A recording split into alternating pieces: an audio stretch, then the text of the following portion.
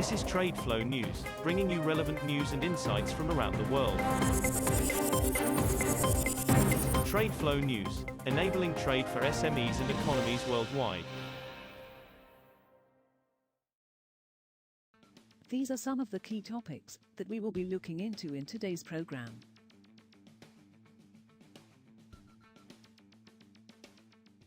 First, let's take a look at the overnight headlines which are impacting the commodity markets.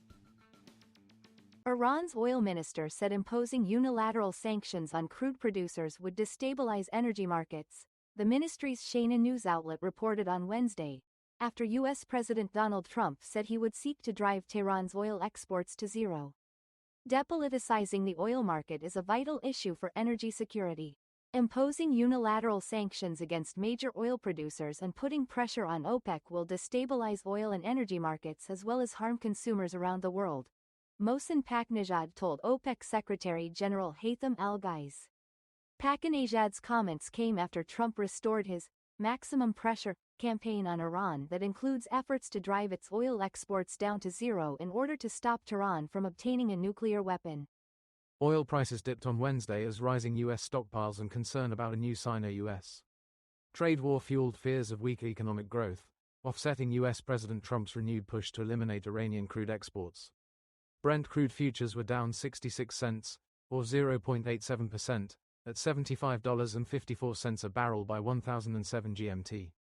U.S. West Texas Intermediate Crude, WTI, lost 61 cents, or 0.84%, to $72.09.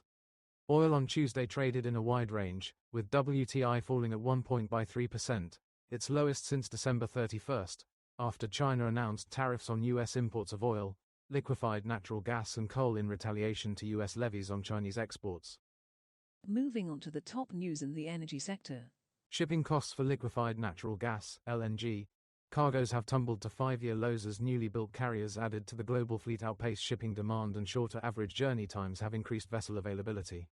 Atlantic freight rates assessed for vessels with two-stroke engines capable of carrying 174,000 cubic meters of LNG, the most common type in the market, were at $4,250 per day on Tuesday, according to pricing agency Spark Commodities. Prices on Friday plunged to $3,500 a day, the lowest ever in Spark's data which goes back 5 years. The Atlantic rates are down 82% since the start of the year, and have dropped over 90% from the same time last year. Fuel oil margins climbed after U.S. President Donald Trump reimposed a stricter policy on Iran, though trade sources expect a short-lived rally due to unclear supply disruptions, while soft China demand and broader tariff fears weighed on sentiment. The market, particularly for high-sulfur fuel, has undergone volatile movements so far this year, as trade participants considered mixed drivers and assessed supply uncertainty. The recent strength in traded margin or crack spread was more of a knee-jerk reaction, a fuel oil trader said, adding that Chinese demand remained a bearish factor. Next, we have the top news in metal market. Iron ore futures fell on Wednesday, as investors fretted over trade tensions between the U.S. and top consumer China, although shipping snags in Western Australia cushioned the decline. The most traded May iron ore contract on China's Dalian Commodity Exchange ended daytime trade 0.99% lower at 801 yuan, $110, a metric ton.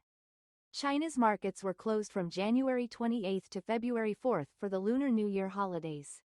The benchmark March iron ore on the Singapore Exchange declined 1.09% to $103.90 a ton by 0709 GMT.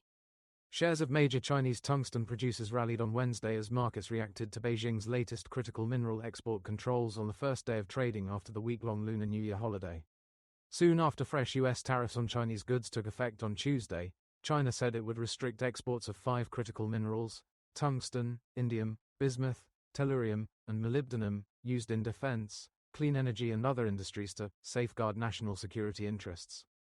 Xiamen Tungsten, China Tungsten and High-Tech Materials and Chongyi Zhangyuan Tungsten climbed over 3%, while CMOC jumped by over 1% as of 0206 GMT.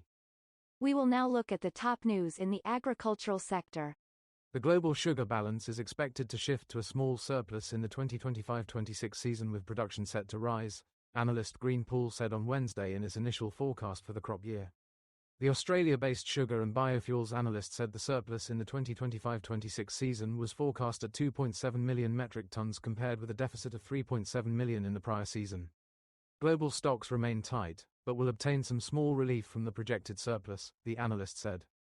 Global production was forecast to rise 4.5% to 202.0 million tons in 2025-26, the second highest total on record, with output set to increase in Brazil, India and Thailand. That is all for today's news on commodity markets. Stay tuned to TradeFlow News as we continue to provide you with more updates. We also invite you to follow us on Twitter at TradeFlow News, which allows you to watch our program on your mobile device or desktop to receive information from there.